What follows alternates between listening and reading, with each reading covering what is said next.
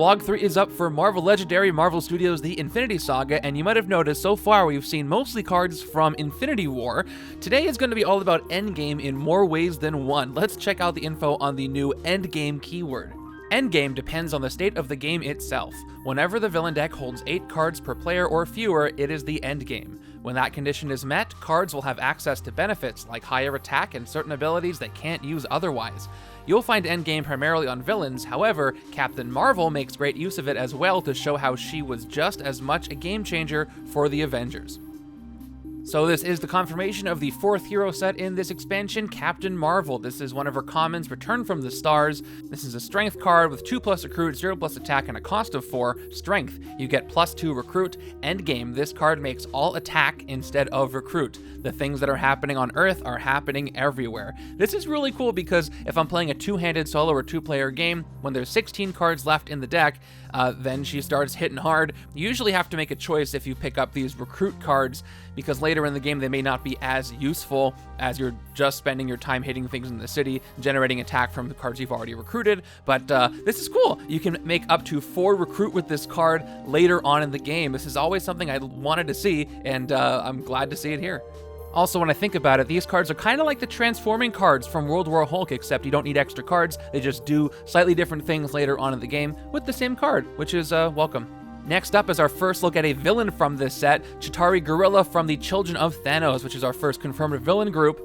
It's got 5+ attack worth 4 VP, endgame +2. Ambush, Chitauri Gorilla captures a bystander. I think I'm going to really like how this feels. Towards the end of the game, these things just get stronger and things get more dire. If you weren't able to build up your hero deck in the first half of the game, this could be trouble, especially combined with the sacrifice keyword. If you sacrifice too early in your game and KO'd too many of your heroes, when things get buffed up in the end game, you're going to be in big trouble. So I can't wait to find out what the pressure of this feels like towards the end of the game, and what other villains have endgame on them. A little more about endgame. Certain cards will make it the endgame for a turn regardless of when they're played.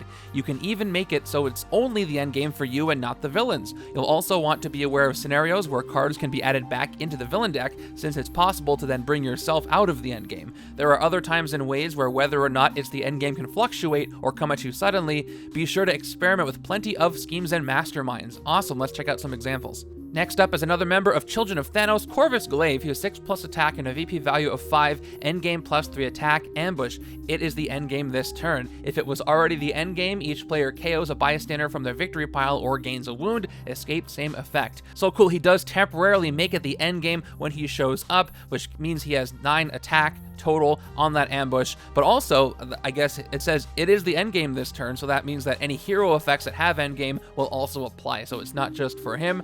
Now, the secondary effect may not be such a big deal because by that time in the game, each player should have a bystander to get rid of depending on what they're doing, but continuing that theme of adding pressure with these villains that come out, and the Children of Thanos in the films definitely add pressure, so this is great. I can't wait to see more. Our last card preview today is another Captain Marvel card, another common, a 5-cost common. The other card cost 4. She's got expensive cards. This is a dual-class card, strength and range like her hero set from Secret Wars, 2+ attack. For the rest of this turn, it is the endgame for your hero cards. If it was already the endgame, you get +2 attack. So cool, you don't have to wait for a villain to show up to make it the endgame for your heroes. Captain Marvel will do it without any penalty to you, and just like her other common, in the endgame, it can generate 4 attack. So that explains why these cards are so expensive. In the endgame, if everything's triggered, each one of her 10 commons can generate 4 attack, which is a big deal. It's got me thinking, what the heck do her uncommons and rare do, but we're gonna have to wait and find out on that one. And the impact of how good this card is will depend obviously on the other endgame effects on other hero cards, which we're gonna have to wait and see. But overall, I really enjoy this keyword. Seems, again, very thematic, a nice way to get the feeling of transform in there, keep the pressure going, and it kind of feels like Legendary Encounters in a way, where you have another stage of the game when it is the end game, which is a cool thing to bring into Marvel Legendary. But I think every preview of this expansion is getting better and better, so I don't know if we're gonna get another blog. We don't have a release date yet, but I can't wait to find out what we're gonna see and when this thing will release so I can play and show you all the cards from this expansion. And until that time comes, you all take care.